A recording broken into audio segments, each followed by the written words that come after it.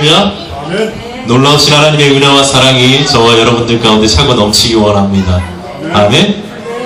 오늘 보니까 굉장히 풍성해진 것 같아요. 강단이 굉장히 풍성해진 것 같고 굉장히 보기가 좋습니다. 예, 이렇게 많은 것들을 준비해 주신 우리 권사님, 그리고 집사님, 그리고 사모님, 그리고 성도님들 감사합니다. 하나님이 원하시는 것, 그리스도인 된 저희들에게 하나님이 원하시는 것이 무엇이냐 하면 바로 항상 기뻐하고 쉬지 말고 기도하고 범사에 감사하라는 것입니다. 날마다 감사하는 생활, 날마다 주를 모시고 나아가는 그런 생활을 한다면요, 하나님과 함께 동행하는 삶을 살아간다면 기뻐할 수밖에 없습니다. 그리고요, 감사할 수밖에 없고요, 기도할 수밖에 없다는 것입니다. 그런데요, 세상을 살다 보면 기도하지 못하는 상황이 있고요, 또한 감사하지 못하는 상황도 있을 수 있다는 것입니다. 바로 염려 가운데 빠지게 되면 그렇습니다. 염려 가운데 빠지게 되면, 염려하게 되면요, 감사는 사라지게 됩니다. 염려하게 되면. 왜 그러냐면 염려는요, 감사라는 단어와 공존할 수 없는 단어이기 때문입니다. 염려하는 마음이 있다면 감사하는 마음은 우리 가운데서 사라지게 될 것입니다. 그래서 말합니다, 바울은. 무엇이라고요? 아무것도 염려하지 말고. 아무것도 염려하지 말라는 것입니다. 아무것도 걱정하지 말라는 것입니다. 하나님이 너의 손을 붙잡아 주시고 예수 그리스도께서 우리 안에 계시니 걱정하지 말라는 것입니다. 아멘. 예수님이 우리 마음 가운데 계십니다. 우리 영혼을 지키시고요, 우리를 붙들어 주십니다. 그리고 저희들이 가는 그 길 가운데서 하나님의 역사를 체험케 하실 것입니다. 바울은 염려하지 말라고 합니다. 걱정하는 것, 그것을 중단하라고 명령합니다.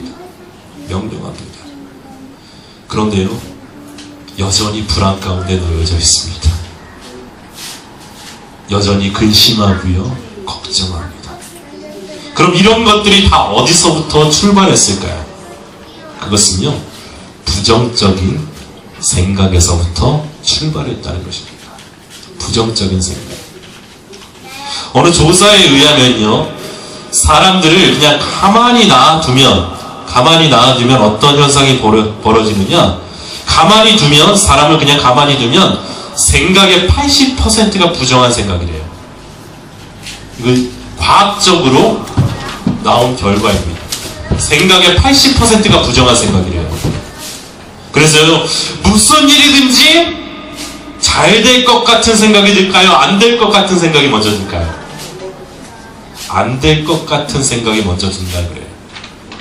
그런데 부정적인 사람은요, 그 안 될 것 같은 생각에 사로잡혀서 어떻게 되느냐? 좌절하게 되고 실망하게 되고 근심하게 된다는 거예요. 염려 가운데 빠져들게 된다는 겁니다. 걱정이 태산입니다. 그런데요, 긍정적인 사람, 하나님을 바라보는 긍정적인 사람은요, 부정한 생각을 할 수밖에 없어요. 왜요? 사람의 생각의 80%가 부정적이기 때문에. 그런데 부정적인 생각이 그 가운데 가까이 오려고 할 때 무엇으로 막아내느냐? 기도와 감사로 막아낸다는 것입니다. 여러분, 기도하지 않으면요, 부정적일 수밖에 없습니다. 감사하지 않으면요, 부정적일 수밖에 없어요. 여러분, 한 냉동창고에서 이런 일이 있었어요. 냉동창고에서 어느 날 냉동창고에서 일하는 사람이 냉동창고 아래 일을 하다가 갇히게 되었어요. 갇히게 되었는데 그 일하던 사람이 냉동창고에 갇혀서 굉장한 추위를 느꼈다고 해요. 추위를 느끼고 밤새 무엇과 싸웠을까요? 추위와 싸우고 두려움과 싸웠어요. 그리고 거기서 결국 얼어 죽고 말았습니다. 그런데 다음날 그 냉동창고 문을 열고 거기에 사람이 죽어있는 것을 발견한 사람들이 깜짝 놀랐습니다. 왜 놀랐을까요? 냉동창고의 냉동기가 고장이 났기 때문에 그 냉동창고의 실제 온도가 영하가 아니라 영상 14도였다는 거예요. 영상 14도. 그런데 더 놀라운 것은요, 그 냉동창고에 갇혔던 사람은요, 정말 얼어 죽었다고 합니다. 여러분 놀랍지 않습니까? 어떻게 14도에서 사람이 얼어 죽을 수 있을까요? 온 몸이 붓고. 부정적인 생각이 그 사람을 사로잡고 있었기 때문에, 희망을 품지 못했기 때문에 죽을 수밖에 없었다는 거예요. 그 사람이 그 온도만 자세하게 바라봤으면 살았을 겁니다. 그런데 두려움에 떨려서요, 그것도 바라보지 못했어요. 부정적인 생각은요, 실제로 사람을 죽게 만듭니다. 부정적인 생각은요, 우리의 영혼을 죽게 합니다.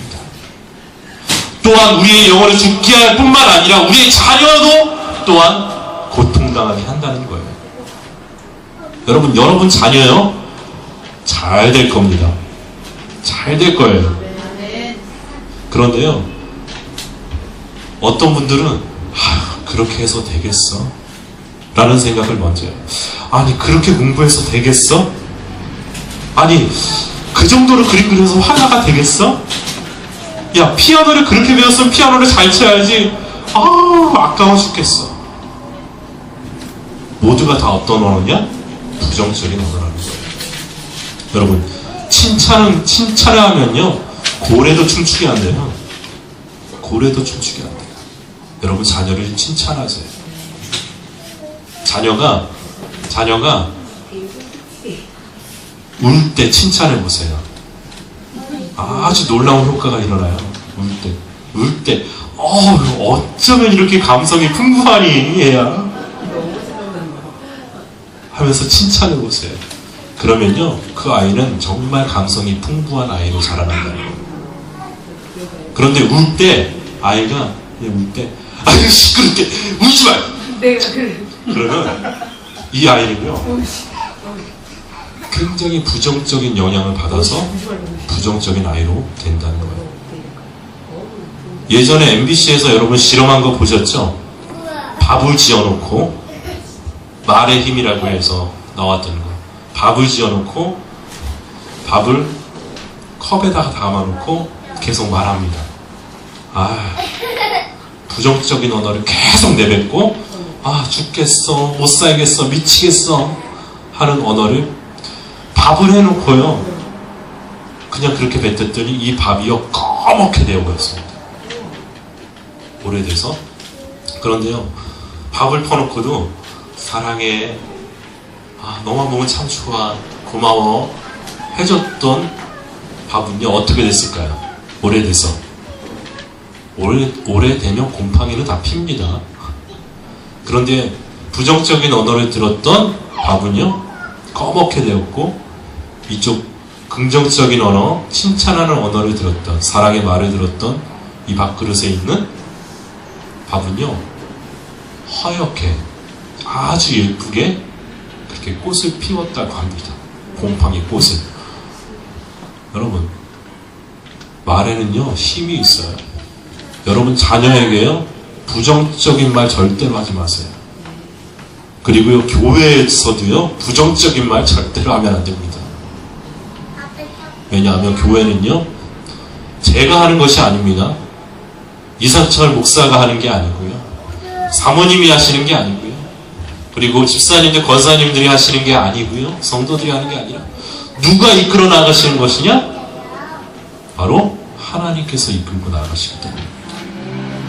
그 하나님께서 부정적인 언어를 딱 들으시면 어떻게 하실까요?